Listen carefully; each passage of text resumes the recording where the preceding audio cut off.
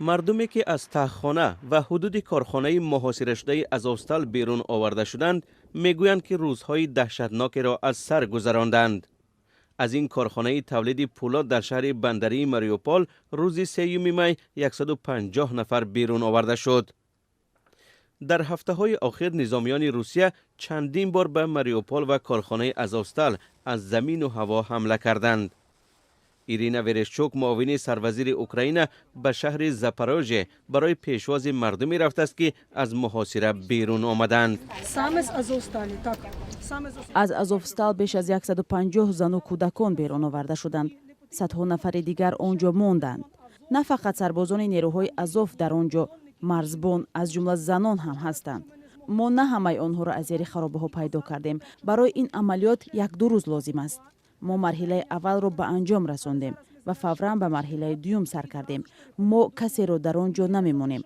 به همه امکانیت میدهیم که بیرون آیند. ما میدونیم که این وظیفه ما است. مردم آزاد شده از تهخانه آزوستال از زندگی دهشتبار خود در بین جسدهای پهن و پریشان و تبعیض و تعقیب از طرف نظامیان روسیه نقل میکنند. میگویند آنجا حالا تقریبا 200 نفر مانده است، اما من این را دقیق نمیدانم، زیرا ما در پناهگاه زیرزمینی بودیم و کسی را ندیدیم. ما به بیرون نبرآمدیم. تفتیشی خیلی جدی بود. لباسمان را میکشیدند، حتی زخم و خالکوبی های بدن را تفتیش میکردند تا زیر لباس تهپوش زنان را میدیدند. سومکه ها را خالی و تلفن ها را تفتیش میکردند. پیامک ها را میخواندند. زنانی را که با نظامیان یا پلیس تماس داشتند تهدید میکردند که آنها را پیدا میکنند و سری شوهرانشان را در قوطی برایشان میفرستند.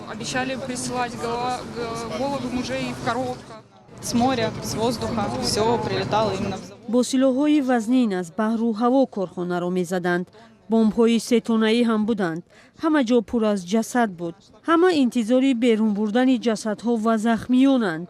آنجا جراحت برداشتگان خیلی زیادند. ما خواهش داریم که همه را، هر کسی را که امکان هست از آنجا بیرون برارند.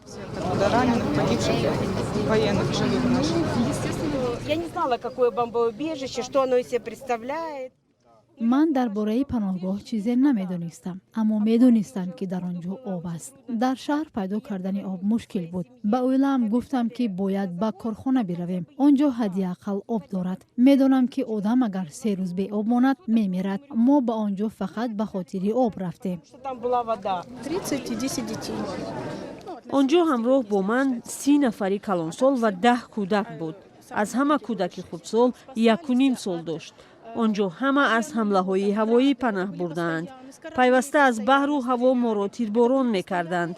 یگان کس، یگان نظامی ما را آنجا مجبور نگه نمی داشت. مقامات اوکراین گفتند بعد بیرون بردن گروه اول غیر نظامیان نیروهای روسیه حمله را به کارخانه آزوستال از سر گرفتند.